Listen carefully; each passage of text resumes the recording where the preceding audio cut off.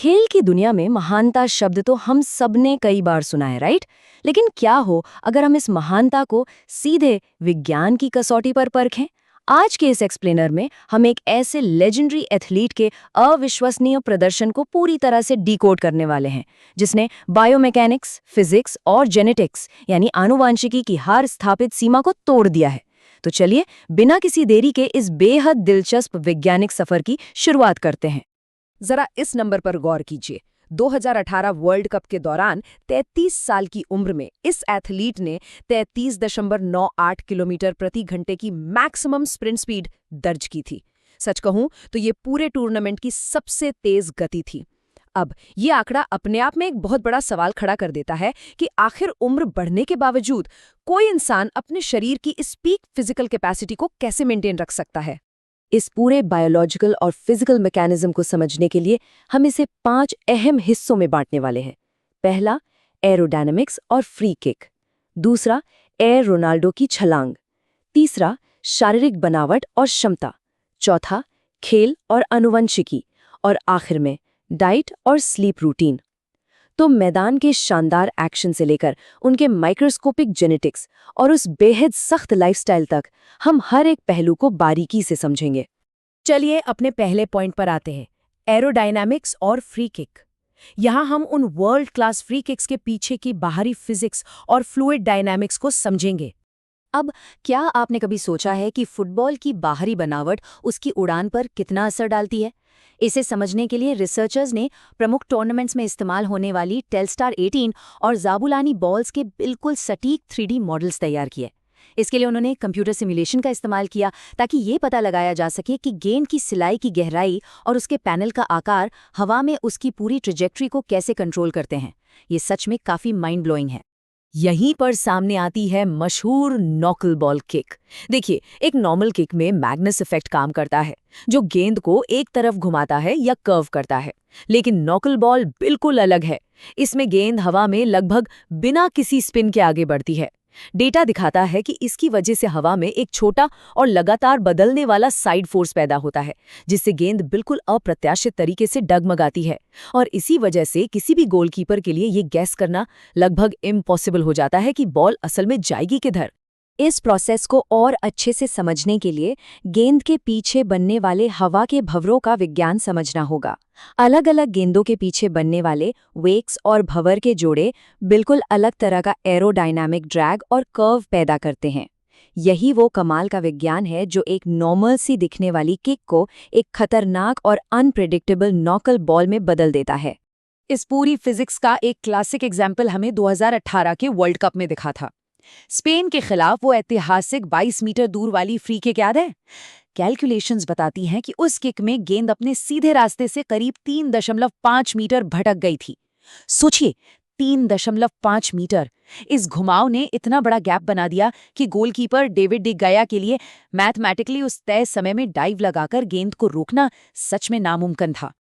अब आगे बढ़ते हैं अपने दूसरे पॉइंट पर, जो है एयर रोनाल्डो की छलांग। एरोडायनामिक्स से निकलकर अब हम उस बायोमैकेनिक्स को देखेंगे जो सीधे तौर पर ग्रेविटी को ही चुनौती देता हुआ नजर आता है। संपदोरिया के खिलाफ उस हिडर को कौन भूल सकता है जब वो हवा में 2.56 मीटर की ऊंचाई तक पहुंच गए थे। आपको पता है, ये कोई मामूली आंकड़ा नहीं है। ये वर्टिकल जंप सच में प्रोफेशनल बास्केटबॉल प्लेयर्स की एवरेज ऊंचाई से भी कई ज्यादा है। फुटबॉल के मैदान पर ऐसा होना सच में हैरत अंगेज है। अगर हम इस सिंगल लेग पावर जंप को बारीकी से ब्रेक डाउन करें तो हमें बेहद सटीक माइक्रो मूवमेंट्स दिखाई देते हैं। सबसे पहले बाहों का एक परफेक्ट तालमेल होता है, फिर पैर एक गहरा चाप या आंच बनाते हैं जिससे मांसपेशियां पूरी तरह खिंच जाती हैं, और फिर बिल्कुल किसी दबे हुए स्प्रिंग की तरह घुटने और कूल्हे की मांसपेशियां झटके से खुलती हैं, जो शरीर को इतनी भारी ऊंचाई तक हवा में उछाल देती हैं। ये बिल्कुल एक मशीन की तरह काम करता है। हमारा तीसरा सेक्शन है शारीरिक बनावट और क्षमता। देखिए, इस तरह की विशाल शारीरिक क्रियाओं को मैदान पर बार बार करने के लिए आपका बेस यानी आपकी फिजिक का बेहद ऑप्टिमाइज्ड होना बहुत बहुत जरूरी है।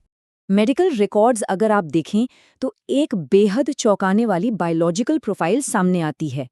एक एवरेज एलीट प्रोफेशनल एथलीट के मुकाबले इस शरीर में सिर्फ 7% बॉडी फैट है और मसल मास लगभग 50%। ये आंकड़े नॉर्मल प्रोफेशनल स्टैंडर्ड से काफी अलग और ऊंचे हैं। और ये जो 7% बॉडी फैट का आंकड़ा है ना, ये सिर्फ एस्थेटिक्स के लिए या अच्छा दिखने के लिए नहीं है। इसका सीधा connection power to weight ratio को मैक्सिमाइज करने से है। जब आपको माइक्रोसेकेंड्स में एक्सेलरेट करना हो और हवा में वैसी जंप लगानी हो, तो शरीर पर जितना कम एक्स्ट्रा फैट होगा, आपको उतना ही ज्यादा लिफ्ट और पावर मिलेगा।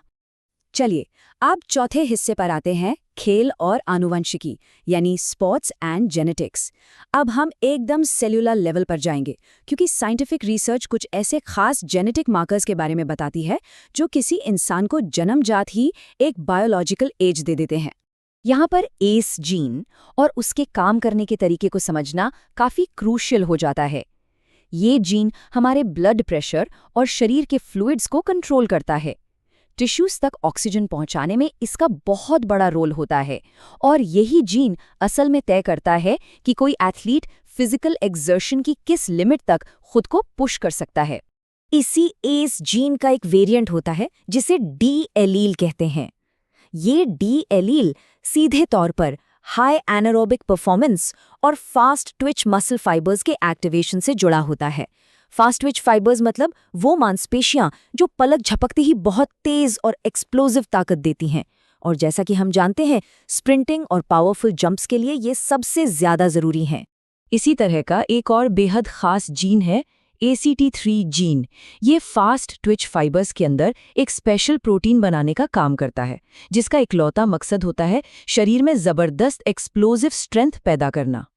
साइंस की दुनिया में इसे अक्सर स्प्रिंट जीन का फायदा कहा जाता है। टॉप लेवल के पावर एथलीट्स में इस जीन के आर एलील की कम से कम एक कॉपी तो होती ही है। बिना इस स्पेसिफिक आर एलील के उस जरूरी प्रोटीन का प्रोडक्शन बीच में ही रुक जाता है। ये बात बिल्कुल साफ कर देती है कि वर्ल्ड क्लास स्प्रिंटिंग और वो हैरत अंगेज जंप्स काफी हद तक इसी जेनेटिक कोड में गहराई से रचे बसे हैं।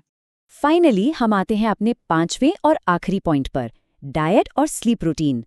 अब बेहतरीन जेनेटिक्स होना एक बात है, लेकिन इस शानदार जेनेटिक और फिजिकल मशीन को उसके पीक पर बनाए रखने के लिए जो अथक साइंटिफिक रूटीन फॉलो किया जाता है, वो बिल्कुल अलग लेवल का है। सिर्फ रिकवरी को बेहतर बनाने के लिए सालाना लगभग $10 लाख का खर्च। इसमें कोल्ड चैम्बर्स, हाइपरबैरिक ऑक्सीजन और बिल्कुल एक सन्यासी जैसी सख्त डाइट शामिल है। दिन में 6 बार बिल्कुल नपा-तुला भोजन, जिसमें शुगर, अल्कोहल या तली हुई चीज़ों की दूर दूर तक कोई जगह नहीं होती। इसका बस एक ही मकसद है, मेटाबॉलिज्म को पूरी तरह से रीवायर करके उसे एक हाई परफॉर्मेंस इंजन बना देना। और अगर आपको लगता है कि वो रात में नॉर्मल 8 घंटे की नींद लेते होंगे, तो आप गलत हैं।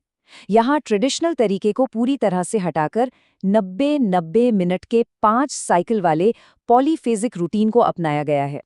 ये रूटीन बॉडी के नेचुरल सर्कैडियन रिदम के साथ बिल्कुल परफेक्ट तरीके से अलाइंड होता है, जो रिफ्लेक्सेस को शार्प करता है और शरीर को तेजी से रिकवर करने में मदद करता है। ये सब देखकर एक बात तो बिल्कुल साफ है कि पूर्ण अनुशासन और बायोलॉजिकल ट्रैकिंग के जरिए बढ़ती उम्र के असर को भी हैक किया जा सकता है। हर एक रिकवरी चेंबर और हर एक जिम सेशन के पीछे एक बेहद मजबूत मानसिक कवच होता है। इसी अनुशासन का ही नतीजा है कि 40 की उम्र के करीब पहुंचकर भी कोई इंसान अपनी पीक फिजिकल फॉर्म में परफॉर्म कर सकता है। तो ये पूरा एक्सप्लेनर हमारे सामने ह्यूमन पोटेंशियल को लेकर एक बहुत ही गहरा सवाल छोड़ जाता है। क्या हमारी बायोलॉजिकल एज यानी उम्र सच में एक पत्थर की लकीर है, या फिर ये सिर्फ एक टेम्परेरी बैरियर है जिसे साइंटिफिक ऑप्टिमाइजेशन और अटूट अनुशासन से किसी भी वक्त तोड़ा जा सकता है? इस बारे में जरूर सोचिएगा।